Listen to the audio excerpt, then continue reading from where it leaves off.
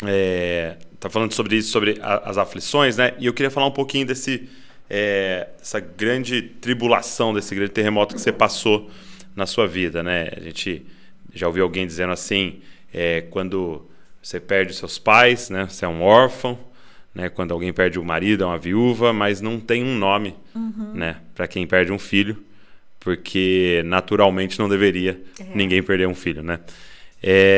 E você já tem um filho diante de Deus, que já está diante do Senhor. E eu queria saber como é que você fez para seguir em frente. Porque eu vi, assim, de verdade, eu vi você hoje ministrando e tudo, e, por exemplo, falando para mim, poxa, estou fazendo faculdade, tô fazendo mais uma faculdade, depois de 25 anos já no ministério, tô fazendo uma faculdade de psicologia e tal. Como é que você fez para seguir em frente diante de tudo isso? Então, pastor, foi 2017, o nome né? Para quem perde filho é Despedaçada. Despedaçada. O meu filho partiu em 2016. 2016. Ele tinha 17 anos e 11 ele meses. tinha 17 anos. De uma meningite viral herpética. E foi muito rápido, né? A gente só teve 14 dias para se despedir dele ali no hospital.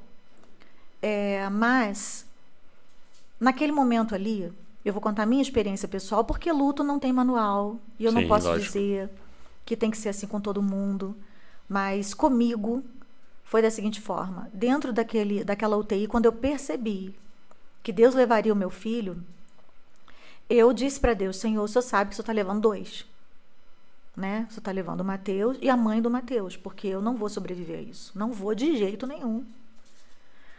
E ali naquele lugar de joelhos, chorando, no pé da cama, Deus me disse: Estela, dessa vez, o milagre é você. Foi essa frase que me sustentou. Foi a partir dessa revelação que eu tive ali naquele leito de morte, porque era a morte dele e a minha morte também, né? A morte do meu ministério, a morte de todos os projetos que eu tinha, de todos os sonhos. Porque eu estava desistindo de mim mesma ali, diante do Senhor. Mas diante dessa revelação, eu saí dali com uma nova palavra e eu acreditei nessa palavra. E eu enterrei o meu filho, foi o pior dia da minha vida, né? O meu marido enterrou o filho e a mãe 40 dias depois. E eu fui para o quarto orar e buscar a Deus, como eu sempre faço nos piores momentos da vida e nos melhores também, né? Mas ali era o pior e é o pior até hoje. Eu escrevi uma canção. Eu escrevi 2 canções, na verdade, mas essa canção foi a que deu norte para mim durante esse período, que foi O Milagre Sou Eu. Que inclusive está aí em todas as plataformas, você pode ouvir e compartilhar com alguém que você acredita que nesse tempo de luto coletivo precisa de uma palavra de direção. Eu acredito que algo aconteceu em mim de verdade. Eu acredito que cientificamente tem uma explicação para isso, que Deus usou essa frase na minha vida, não como uma frase de efeito para botar na camisa ou apenas para botar uma hashtag O Milagre Sou Eu, mas realmente para me fazer acreditar de fato, para fazer com que todo o meu corpo acreditasse nessa verdade e eu parasse de morrer aos poucos. E eu tivesse vontade de viver por algo maior que Deus tinha para mim, que tinha a ver com a minha vida, com o meu futuro, com minha família que permanecia viva, com meu marido Odilon, com meu filho Lucas, que está vivo, com os meus pais e com todos que estavam ao meu redor. E com toda a geração de pessoas que estavam ali na expectativa do que aconteceria. Porque o mundo inteiro tinha certeza que o Mateus seria curado. Inclusive, o hospital ele recebeu, em média, 300 pessoas por dia. É mesmo? Durante o período em que eu estive ali. Eu lembro que foi uma mobilização de oração uma na nação inteira. Muito grande. E eu estou muito acostumada a ver Deus operar milagre, a Deus curar. Eu não estava acostumada a ver Deus não fazer. O estranho era não fazer. O estranho foi Deus não fazer, porque eu já estava acostumada com essa atmosfera de vamos orar, todo mundo, mutirão, orar e Deus mudar, reverter o quadro. Isso para mim é a coisa mais normal do mundo, nessa minha trajetória de crente. O difícil foi não ver e continuar crendo. E foi exatamente o que aconteceu comigo. Eu tive que passar por essa experiência. Por que Deus me confiou algo assim tão grande? Não sei, não tenho a mínima ideia. Ele nunca me explicou. Eu não tenho a menor ideia. Deus levou seu filho para não te dar trabalho. Totalmente incoerente essa palavra. Algumas pessoas falaram isso comigo. Eu tive vontade, assim, de trucidar. Não existe isso. Sabe? Deus não dá explicação para tudo, pastor Douglas. Cada vez que quanto mais eu leio a Bíblia, mais eu vejo que para algumas pessoas Deus explica. Para Jó, ele nunca explicou nada. Abacuque foi o profeta questionador.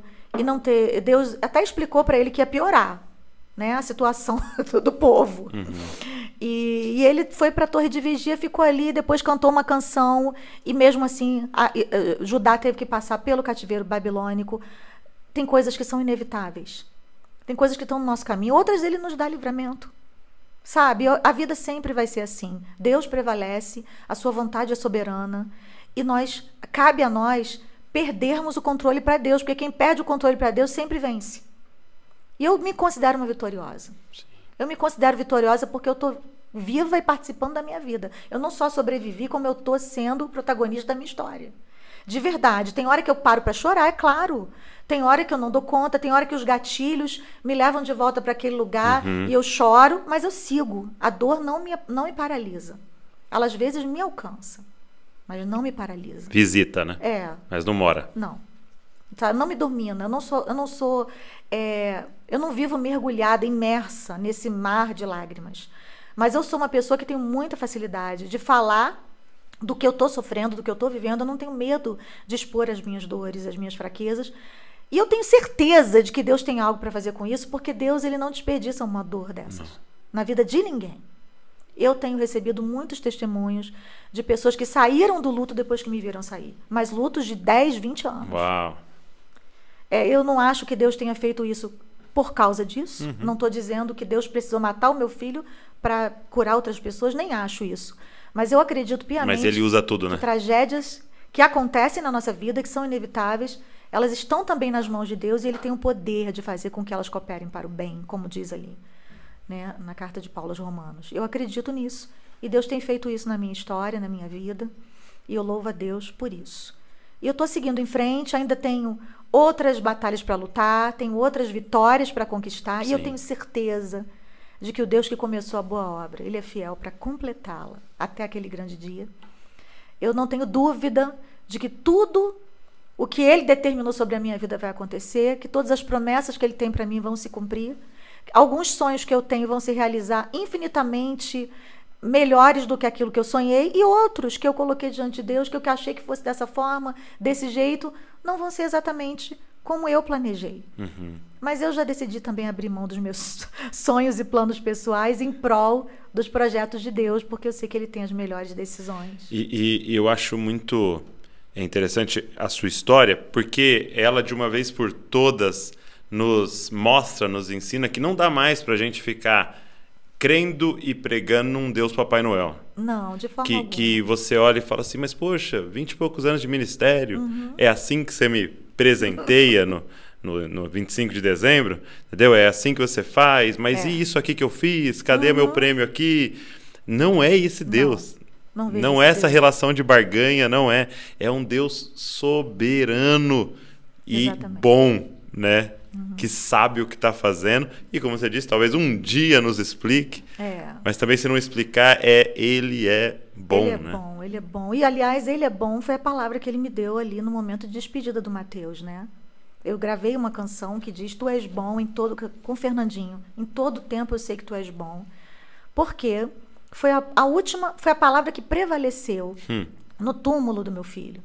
Quando me deram a palavra, a única coisa que eu lembrei foi o que o apóstolo Paulo declarou ali em Romanos 8, quando ele disse, nem a morte, nem a vida, nem os anjos, nem os principados, nem as potestades, nem o presente, nem o porvir, nem a altura, nem a profundidade, nem qualquer outra criatura poderão nos separar do amor de Deus em Cristo Jesus, né, que está em Cristo Jesus. Eu não tenho dúvida do amor de Deus. Ele não me ama mais quando eu estou vivendo um bom momento. Ele não me ama menos quando eu estou no pior momento da minha vida. O amor de Deus, ele permanece intacto. E essa certeza é que me dá força para seguir em frente. Sim.